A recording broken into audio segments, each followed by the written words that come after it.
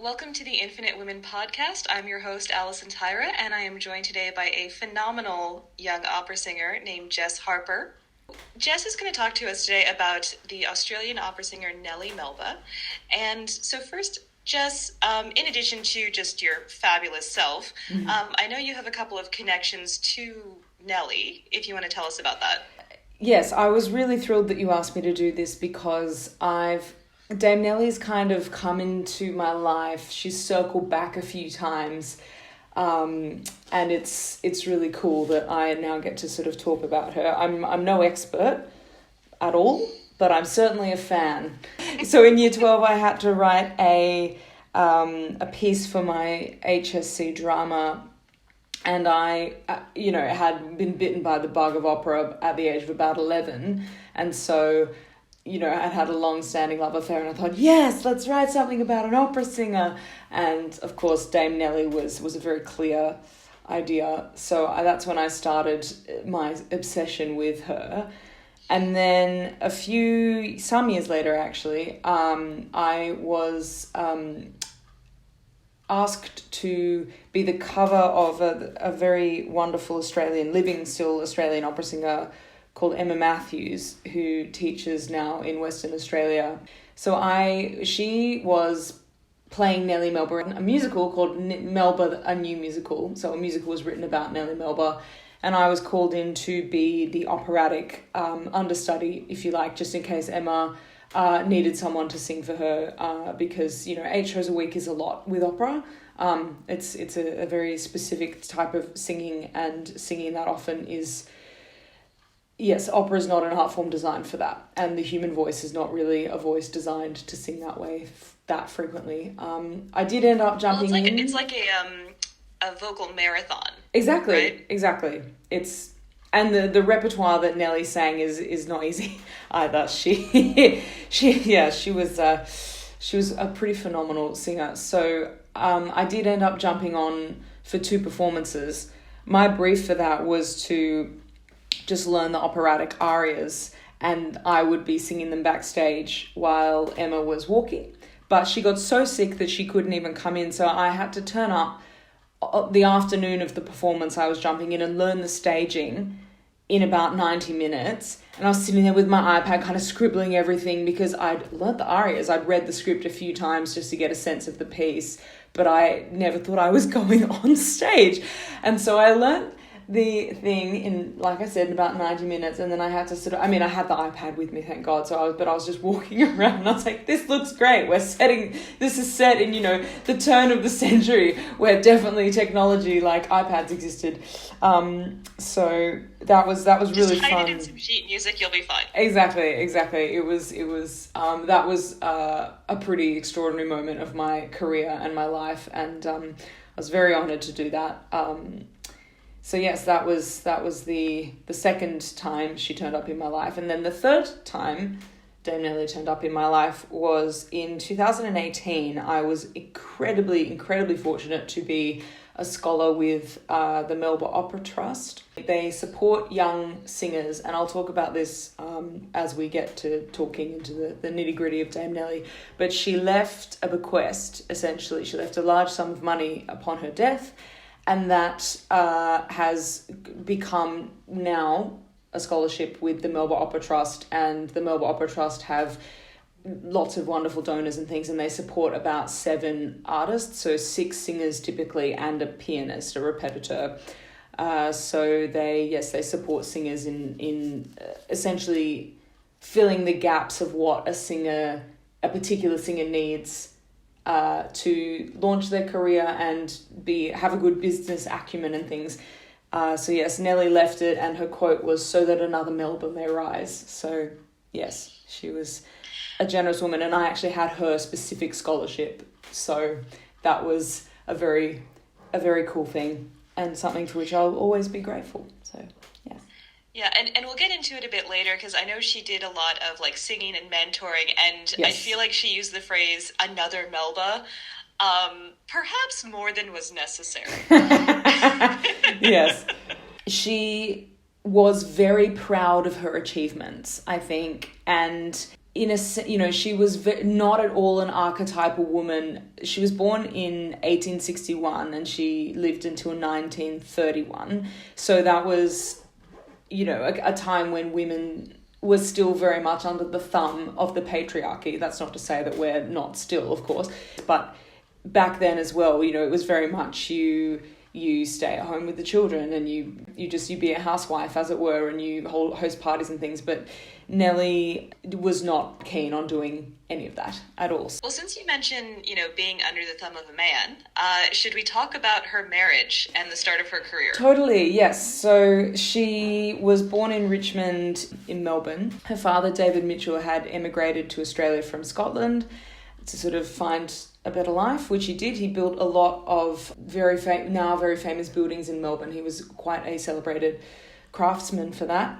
So he and his wife Isabella moved to Melbourne, and Nellie was born in Richmond.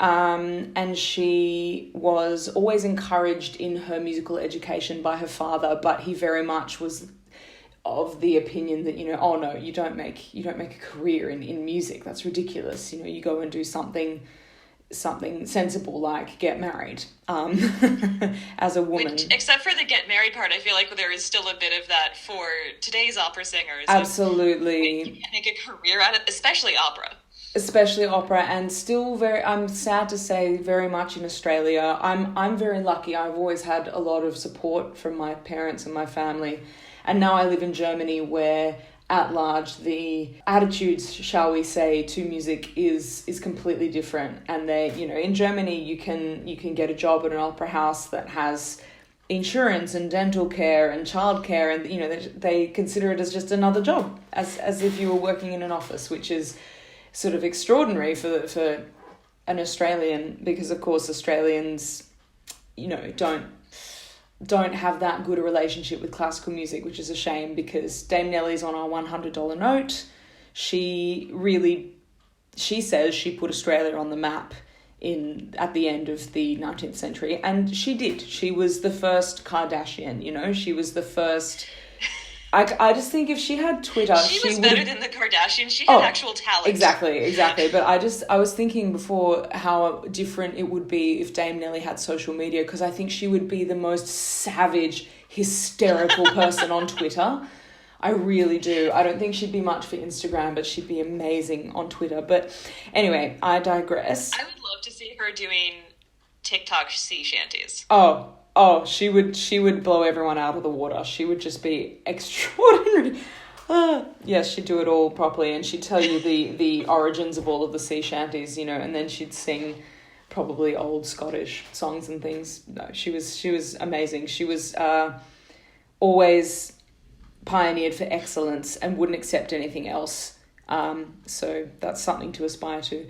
But yes, anyway, she her mother died when she was 20, and she had several siblings, so Nellie kind of had to be a bit of a mother figure, and one of her younger sisters also passed away, which wasn't uncommon, of course, at the end of the 19th century, but that's not to say that that's not going to change you very much as a person. So she had a very difficult time at that point in her life, but she so when she met Charles Armstrong, I think it was a bit of a escape route for her, get married, and they apparently had a lot of chemistry. There's a lot of documentation of them having, and they were both young and sexy, so of course, why not? And if she's sick of, well, and he was the son of a baronet. Exactly. So it was possibly moving up in the world. They weren't very wealthy, but they were, the fact that she had singing lessons and music lessons and things indicates that there was money in the family, and that David, her father, was earning enough to support that lifestyle. But she certainly, she became one of the most wealthy women in the world, so she certainly had a desire to move up in life. So she married Charles Armstrong in 1882, but their marriage only lasted a year. Apparently, he beat her a fair bit. I read that he would hold razors to her face, threaten to maim her, and even threw a clock at her head. Yeah, that's. I wasn't there. Yeah. I can't verify that, of course, but that is. But a lot of the bios just say, like, it was an unhappy marriage and she left, and Yeah. like completely gloss over the fact that like he was abusive. Yeah, he was very abusive, and because she's such a powerful woman, I think he probably wanted a wife who would stay at home and be obedient and raise children, and Nellie was none of those things. She started performing in public at age 6. She was always one for the limelight, so I think he, and some people can't cope with that in a partnership, which is very unfortunate. But of course, Charles Armstrong had history on his side. So, but they did have a son. They had a son called George, who, by all accounts, she was absolutely devoted to. And there are some schools of thought that believe that Charles Armstrong followed her to Europe and things, and when the divorce got a bit tricky and in the media and things, he kidnapped George and took him away to America, which is why she didn't see him again for a very long time. So yes, but like because I said, they didn't actually divorce until I believe 1900. Yes, that's right. Like so, they were technically married for like 10 years or yes, something. They were married, and they separated a year after they married, and Nellie said, right, okay, that's it. So she had lived, they were up in Mackay in Queensland at that point, and she said, this is, bugger this, I'm not putting up with this anymore. She went back down to Melbourne, which is, Queensland to Victoria is already a long trip, but of course back then it was even longer. And she was doing some work in the sort of budding pro-amateur opera scene in Melbourne, and she just thought, this is not, I want more, essentially. So she took George, got on a ship, and took herself to London, and she went and sang for people like Arthur Sullivan, and didn't really get anywhere. So she went and did lots of auditions, and she knew she had raw talent and a lot of aptitude, and she worked very hard. And she'd been having lots of singing lessons already in Australia. But it wasn't until she sort of saw the writing on the wall and thought, okay, I need to get further lessons.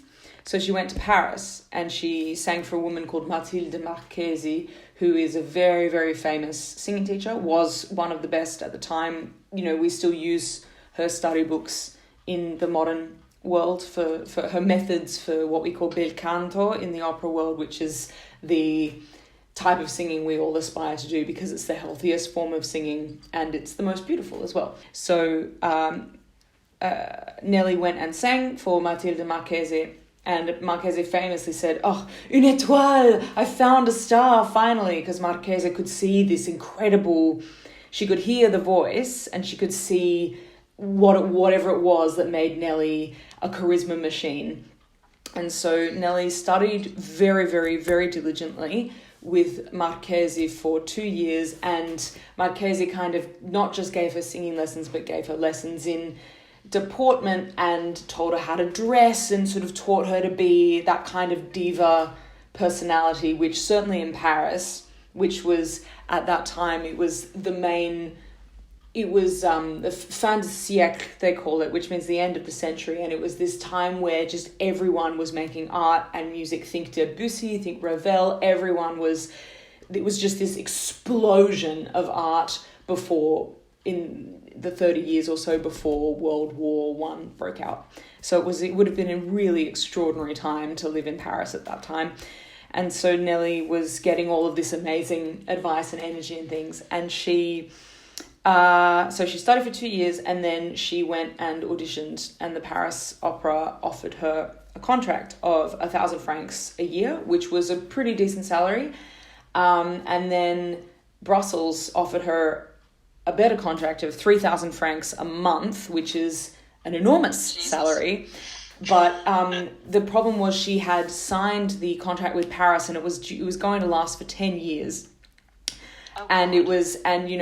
The director of the opera tried to take legal action with her because she obviously wanted to be released from that contract and take the far better option in Brussels.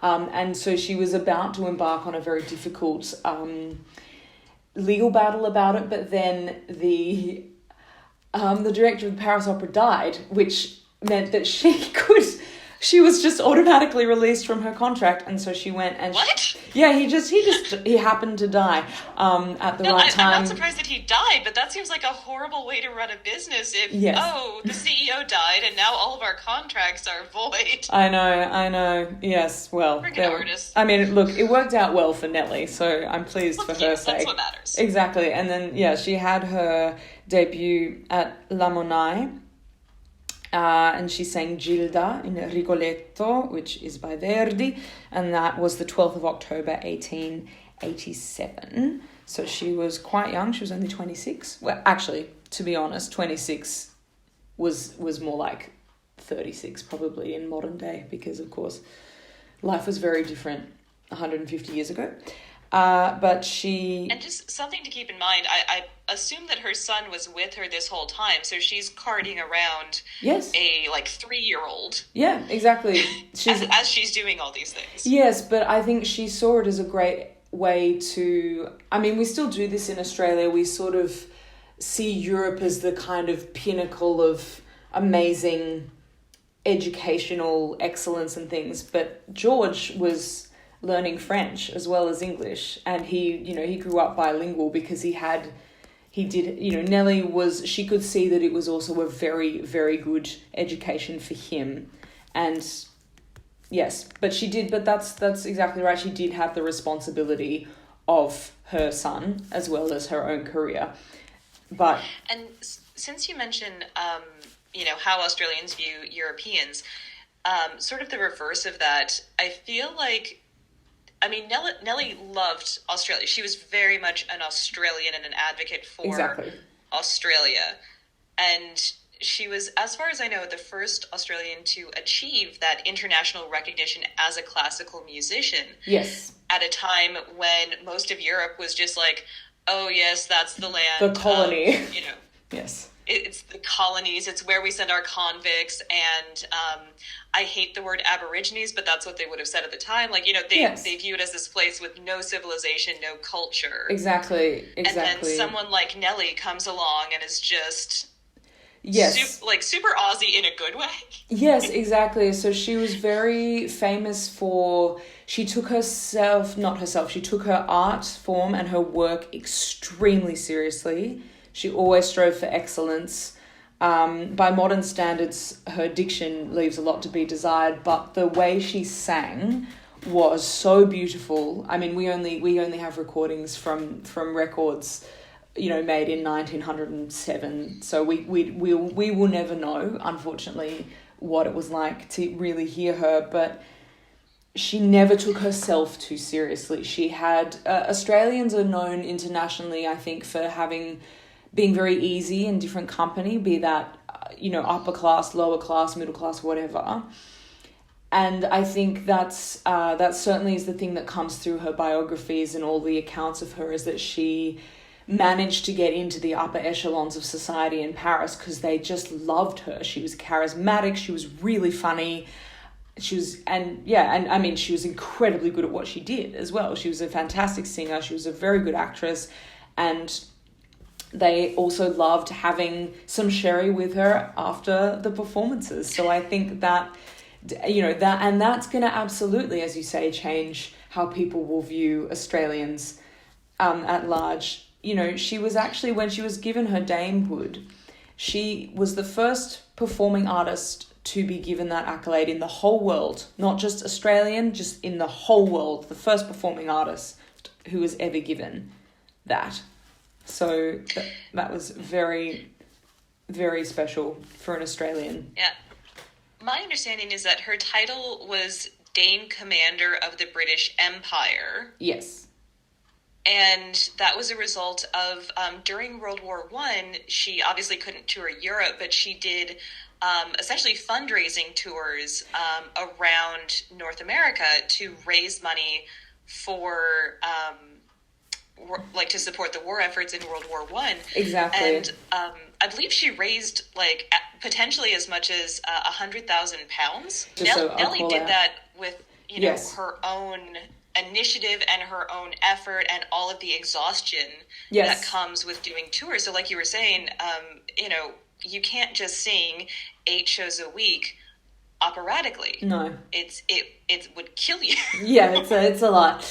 Yes, but it's I mean, because you would assume that Nellie was given her damehood for being an exceptional musician, which she was, but it is actually because of her philanthropy. So and I love Dame Commander. Oh, exactly, exactly. She would have loved that too, I think. It's Dame Commander to you. You mentioned recordings earlier, and I read that she made almost 200 recordings between like 1904 and 1926. So like one of the earliest recording artists in the world. She's another feather to her cap. She was very happy to explore new technology, which we're all very grateful for, because recordings of her singing exist at all. And she was always that we say, muck-in. She had that muck-in kind of ideology, I think, and was very happy to record things. But I remember reading in one of her, I think it was her ghost biography, her ghostwriter wrote this, so I don't know how true it is, but she did say, it was so irritating. We did a take of Caro Nome, which I really enjoyed, but then someone knocked over a chair and we couldn't use it, and I was furious. And you sort of think, that's... perhaps we haven't come that far. You and I spent 40 minutes trying to get this interview off the ground. We're not supposed to talk about that. Yes, exactly. But yes. And in 1920, I have down that she was also the first artist of international standing to participate in direct radio broadcasts. Exactly. Yes. So once again, she, something I really admire about Nellie is that she was always keen to get art to the people. In the tours she did in North America are one thing, but she did an enormous set of tours in what she called the outback of Australia. She went to tiny little towns and sang for people in little town halls, regardless of how many people turned up. She felt so passionately about bringing classical music, or what we'd call easy listening now. I don't think she necessarily did a full operatic concert all the time. Because, of course, you want to be accessible to an audience. And so singing Cole Porter or something is also going to go down very well. But she was so passionate about bringing music to all Australians. And I think that's the 1909 Sentimental Tour. Exactly. When she covered more than 16,000 kilometers just in these remote towns. Yes. And then in 1922, she returned to Australia, because I assume she was in Europe. Yes.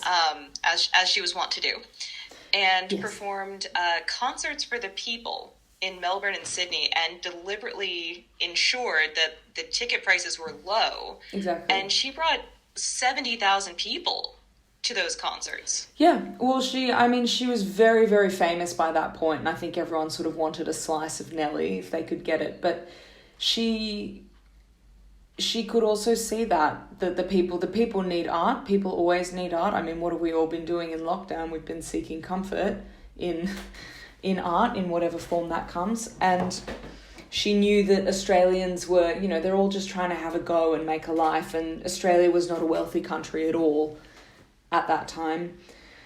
And she really knew her audience. She could charge... there are stories of her being seen at parties and things in Europe, in Paris or Brussels or London or what have you, with the highest of society, and someone coming up to her and saying, "Oh, Nellie, you couldn't just give us a little song, could you?" And she would say, "Oh, you couldn't just write me a little check, could you?"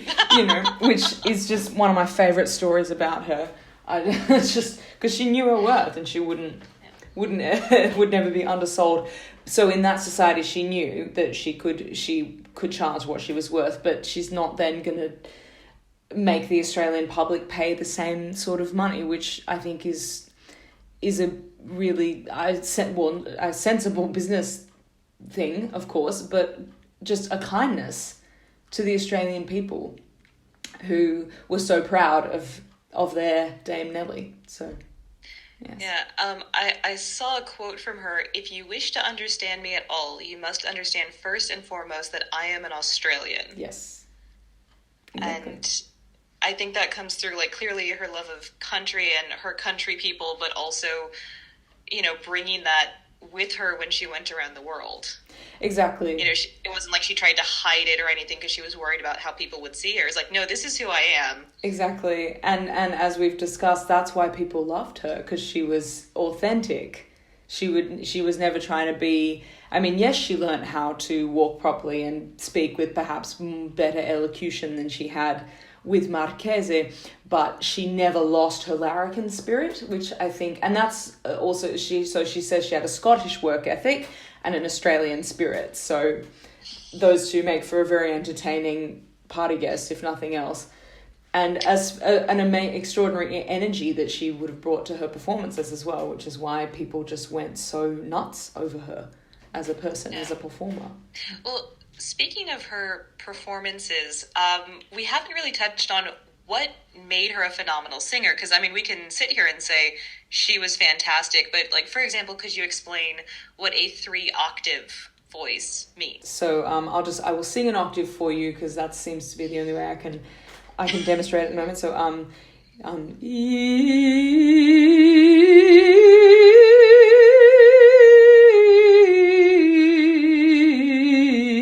so the two notes at the beginning and the end of that are which is the same, essentially the same note, but an octave apart. So it's the same. It sounds harmonically the same in your ear, but she had a 3-octave range, which is a large range. Incidentally, actually, I have a 3-octave range too. But it's... Now you're just bragging. Yes, I am. You can edit that out if you wish. No, I love it. Brag about yourself. Do what Nellie would do. Yes, do an Nellie Melba, exactly. Know your worth. In opera, you need a minimum, I would say, of sort of 2.5 octaves. Especially as a soprano, you need to have sort of flashy high notes, because that is what thrills people most of the time. And because she had a 3-octave range, that meant she could traverse a lot of different repertoires. So at that time, a lot of singers would only sing a few different things at once, but she was typically... at the Met, for example, sometimes an average fortnight for her would be singing Mimi in La Bohème, followed by Marguerite in Faust, then perhaps Juliette in Romeo and Juliet, and then maybe La Traviata and a Lucia. And that's 5-6 roles in 1 week, just because the opera doesn't want to put on the same opera every night, so people, keep coming back. Yes, so she worked very, very hard, in a sense, in that she was always jumping from different roles, which is not really how the opera world works anymore. But because she had this 3-octave range, it meant she could sing. So Lucia, I suppose, is a really good indication of an enormous range. And actually, this is going to get quite musically technical, so I hope I don't ruin anyone's life by talking like this. But there is a cadenza at the end of the very famous mad scene in Lucia di Lammermoor. And Dame Nellie actually wrote that. It's a very famous one with flute and voice. So she added that in. Donizetti did not write that. She thought, actually, I think I'm going to make this my own. That is the most famous... that's probably I would argue, the best soprano scene in opera. Yeah, it is the most famous. And, So just to give some clarity for the folks who don't know opera... the Lucia mad scene is basically this young woman has been separated from the man she loves and forced to marry this other guy who I don't think is actually that bad. It's just she doesn't want to be married to him. Yes. And so on the wedding night, they go up to the bedroom and you hear, for example, a piercing scream or something because all the party guests are still downstairs. And so then Lucia comes out in a bloody nightgown holding a knife, having clearly just stabbed her new husband, which poor guy, I don't think he deserved that. It wasn't his fault. It was her brother. But that's not the point. So she's in this trance daze sort of situation where she's singing to her love, who she thinks is dead because her brother's a dick. Mm-hmm. It's opera. Go with me. Mm-hmm, mm-hmm. And so because I love this scene. It's amazing. And so she's just... sort of floating through this horrified crowd in her bloody nightgown with her bloody knife. You know what she just did with it. And she's just sort of gently singing, to the man she loves, about how they'll be together, I think. Yes. And it is theatrically, I would argue, the best scene in opera. It's incredibly compelling. It really, it's extraordinary writing from Donizetti as well. But Melba, I guess, thought, no, I want to show off more. I can sing this more beautifully than anyone else, so I'm going to write myself a few extra bits. And now, you know, that Joan Sutherland, who's one of our other incredibly famous Australian operatic exports, who passed away in the 1990s, may she rest in peace, that was her famous role. Lucia was her famous role. And she added a little bit to Nellie's cadenza and made it her own, the Joan Sutherland cadenza, but Nellie was the one who started doing that. So, yes, she's... sorry, I've forgotten what we were talking about. We were talking about, like, from a technical standpoint, I read something about nature had given her an almost perfect larynx and vocal cords, and I don't even know what that means. Okay. Like, is that just someone waxing poetic? I mean, that is very, very poetic, and I don't think that's true. I mean, it's like when people say, oh, you know, opera singers are so talented, and I think, no, we're not talented, we just work incredibly hard. You know, you don't say a gymnast is talented. They're out there stretching and learning how to jump and land without breaking their ankles for hours and hours every day, and opera singers in particular are doing exactly the same thing. So, like I said, Scottish work ethic, Nellie just worked incredibly hard. She did have an aptitude, and of course you can't work on an operatic voice without having an aptitude for it. It's very hard to find someone who would perhaps call themselves tone deaf and then train them to be an operatic star. I think that's probably a pipe dream, but that's right, we were talking about her enormous range, and then we went on a wonderful little tangent about Lucia de Lammermoor, and that was where she showed her extensive range and big high notes and things. But she could also sing what we call heavier repertoire, like Wagner. She sang Elsa in Lohengrin, and she sang Elizabeth in Tannhäuser. She did try Brünnhilde, which is one of the hardest roles in the whole repertoire for soprano, but she only sang 1 or 2 performances of that, and she said no. It's an amazing story, actually. One of the director came backstage, and she knew she'd done a bad job. So this is one of the great things, is often singers think, oh no, it was fine, it doesn't matter, but Nellie always knew when she had done a poor job and when she'd done an amazing job. Mostly she did an amazing job, but she did a poor job of Brünnhilde, and she said, just tell the critics immediately, I'm never going to sing it again. I know, I'm not going to do it again. She really knew what she was good at, which is pretty amazing, because a lot of people get caught up in fame and fortune and stardom and things, but Nellie, for her, it was always about the music, always about the work, and always about representing herself properly. And she did have an amazing voice. So yes, she was known for having a very silvery, beautiful tone. And Puccini, who's a very famous opera composer who wrote one of the most beloved operas in the world now, which is La Bohème, Nellie Melba had in her collection of scores a signed copy by Puccini of La Bohème, because he loved the way that she sang Mimi, for example. He always said to her, oh, you know, you don't sing... You sing Puccini, you don't sing Melba Puccini. So, and he loved that Nellie Melba actually sang what he wrote. So, well, I think I read that she was known for that, not just with Puccini, but she was known for sticking to what except in the case of Lucia, apparently. Of course, yes, but that's a different kettle of fish, because in the bel canto tradition with Donizetti, Rossini, that was encouraged and allowed, and often musicians, singers would make up a cadenza on the night if they felt something different, and it was kind of a bit of a, you know, it was almost what jazz is now. There was a lot of there was improv. It's an extraordinary to think of now, because we think of classical music as this very stiff and strict, and you know, you only do rigid, yes, you know, which it's not. It's really not. It's anything but that. It's the most extraordinary, alive, electric thing. But yes, so but she was very much about presenting the music as the composer intended, and so as you were saying, you know, some of the composers you could freestyle a bit, but yes. You know, she was very much about I guess, being the conduit. Yes. So that the composer's intentions were what the audience experienced. Exactly. Yes. And you mentioned La Boheme, and not only did she do, I'm sure, a fabulous Mimi, but she was also an advocate for La Boheme, because the Covent Garden management were like sneering at this new and plebeian opera. Exactly, because Boheme was sort of a...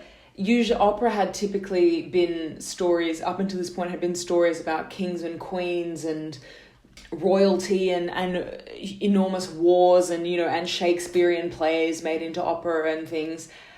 It was epic. Yeah, exactly. Which it is anyway. But then Puccini just wrote this story about some sort of young, sexy artists living in an attic, just trying to make their way in the world. He just wrote what his life was, essentially. Yeah. And everyone thought, this is so boring. I mean, what, we know people are dying of consumption. We don't want reminders of that, But of course, Nellie could see that this was a really special piece of music, and she did, exactly as you say, she really, really hammered it in and said, if you want me to sing, it's Boheme. And of course, Covent Garden was sort of, they were like, keep the prima donna happy, keep her happy, and the people will come. And they came to hear her, and she really launched that opera. And Opera Australia puts it on every year. Like every year. Every year, because people come, and it's a beautiful work. It's an extraordinary piece of music. It's perfect. It also makes sense because we were talking earlier about, she wanted it to be music for the people. Exactly. And Boheme is very much the people. It's, the folks living in the garret. Yeah. It's the everyday people, if your everyday people are artists, which his were. Yes, of course. But, I just find it hilarious that, they're like, oh, not this. And now it's the most done opera. Like, it's got to be in at least the top 10, if not the top 5 most performed operas in the world. Yeah, but that takes me to a point about which I'm very passionate, which is not necessarily Melba, but about opera, and it's timeless. It's people consider it this inaccessible thing, but it's not. It's just stories of people living their lives and trying to live their lives the best they can, and dealing with the pressures of life and how that changes them, or how love changes them and death changes them, and yeah. But see, Nellie, to take it back to Nellie, she knew that. That's why she wanted to take it to the Australian people in, Broken Hill, which for anyone not in Australia is probably called Broken Hill because you'll be broken by the time you've travelled to get there. So because it's so close to the centre. Like, you're not wrong, but aww. Yeah. Yes, no, we love you, Broken Hill. We love you. But yes, to take it, but what made her a great singer, I think, is not just what she brought to the art form as a vocalist and with her instrument, but also her business acumen. She really changed what I touched on earlier about her saying, well, you can write me a check if you want me to sing, at this party. But also the 200 recordings that she did, the radio broadcasts, she was very savvy, and she also, from what I understand, she very tightly manage all of the aspects of what we would today call her brand. Exactly. Like she said, the first rule in opera is the first rule in life. See to everything yourself, which as a control enthusiast appeals to me. Yeah, she's she was phenomenal in that every single detail. There's as part of being a scholar with the Melba Opera Trust, we in the first sort of block, they called it, so you'd go to Melbourne and do rehearsals for a week and things. We did something called a Melba pilgrimage, where we got to go and visit her house and her gravesite. Actually, I cried. It was that cool for me. I just thought it was so amazing. But we actually got to see some of her clothes and some of her luggage and things, and everything. She had luggage from Louis Vuitton, and all of her clothes were designed by French designers. And that's what she wore on stage as well. I mean, she didn't wear her clothes on stage, but her costumes were designed by French designers. Silk lining, real fur, properly made, beautiful works of art, essentially, bodices and everything. And that was her seeing to things herself as well. She demanded this level. But that, of course, to use branding, that's how she was branding herself as well, as the diva, the couture and all of those, you know, that wealth and beauty. Well, there was another quote where she said, "If I'd been a housemaid, I'd have been the best in Australia. I couldn't help it. It's got to be perfection for me." Exactly. Yes, that I had not read that quote, and I think that sounds like her to a T, because she was very particular. I think she, in one of the early on in her career, she actually just packed up some of the dresses that had been made for her singing Marguerite, I believe, in Faust, and she said, no, these are mine now. They were made for me. You know, and so I think because she could tell a beautifully made garment when she came across one, and actually her house. And she knew that she could get away with taking it. Exactly, because she was La Melba. But her house is it's full of beautiful trinkets and artwork, and she definitely was. You could see that she was fastidious for style and aesthetic and things. You know, none of that stuff escaped her notice. And similarly in her singing, she was scathing of other sopranos who sang the same repertoire as her, because in her mind, no one could sing it as well as she could. I mean, if you sang different repertoire, she would support you, she'd love you, you know, she'd help you out. But if you were the same sort, and I remember reading in one of her biographies, she wrote about another soprano who was singing, I think it was Juliet in Romeo and Juliet, and she said, oh, you know, and then she missed that note in this cadenza, but the conductor hit it really well by flicking the upbeat slightly earlier than he would have. And you sort of think, okay, Nellie, and you never had an off night, did you? You were always perfect? You know? She would have been Twitter feuding. Oh, yeah. Yes, like I said, she would have been savage. Savage. But like you said, as long as you weren't, I believe, a lyric soprano, there are sopranos who have just a different color to their voice. Yes. So they wouldn't be lyric sopranos. They would be a different kind of soprano. And so as long as you weren't a lyric soprano, Nellie was pretty supportive. She was extremely supportive. She brought up a lot, especially of emerging Australian talent when she was alive, and in her death. You know, I'm a direct recipient of her bequest, actually. So thank you, Dame Nellie. May you rest in peace. See, now that she's dead, the lyric sopranos can be also exactly, yes. As a lyric soprano myself, it's born in the rat century. Thank goodness for that. But she was incredibly supportive. So in the tours that she was doing in Australia and the concert tours she was doing, she always brought up not just other singers, but she worked with a violinist for a long time and a flautist as well, and she just really encouraged Australian musicians and sort of helped to push them over to Europe so they could get their European education, which incidentally So she started this great migration that we're seeing now where young Australian, because it's not just you, I know a lot of young Australian opera singers who go to particularly Germany, but also elsewhere in Europe to sort of get their careers going. Exactly. Germany's the place to be at the moment. And of course, in Nellie's time, Paris was where you went, because that was like the buzzing core of everything. And, you know, she was right. You do, and you still do. There's a great, you can get a very good education in Australia, but you must go overseas to learn languages. You know, I have dear friends here who, growing up as a German, for example, but they can go to Italy for a summer for 3 months very easily, very cheaply, and just learn to speak Italian at the age of 14 because it's just across the Alps, you know. But you can't really do that in Australia unless you're extremely wealthy and extremely lucky. And so, yes, we still as Australians need to make that pilgrimage. And of course, in Nellie's time, you sat on a ship for 6 weeks or something, whereas, you know, the 24-hour flight time is very hard, of course, but it's nothing like that. But yeah, you really did. You were away for a long time, and you have to, yes, you learned all of those things. And because it's an art form that was born in Italy, it was born in Europe. That's just part of the education still. But she definitely started a trend, and that's what then meant so many more Australian really, really top tier musicians could emerge, because they were able to access that education from that path that she, you know, carved herself, essentially. So I think that's everything I wanted to cover, unless there was anything else you wanted to tell us about the Dame Commander.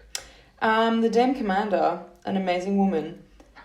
Well, actually, okay, so one of my favourite things about her, the Larrikin Spirit, so on her gravestone, she has a quote from Bohème, which is Addio senza rancor, which is what Mimi sings in her second aria, which comes in Act 3, when she and Rodolfo are kind of breaking up because they've realised she's dying and he's too poor to kind of look after her. But Addio senza rancor means goodbye without any bitterness. And I always just thought that was her last word, being like, it's okay, guys, like, no hard feelings. To those of you who thought I'd never make it, and I did, so whatever.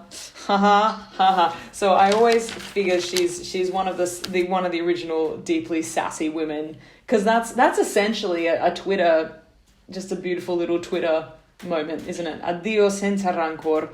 So I do think she's left an incredible legacy, but I love that she never took herself too seriously. I think that's really, really special, which is why she was so loved, because people felt they could actually get to know her. And my other favourite quote that she said is, "In my own path, great obstacles were placed, but I do not think anything in this world could have hindered me from becoming a singer," which is something I take through my own life. And yes, I admire very much from her. You know, she escaped an abusive marriage and took her son overseas and just made her life work and became a superstar. It's kind of a Cinderella story, but make no mistake, Nellie did that by herself. She did that. She did the work. So, yes. Dame Commander indeed.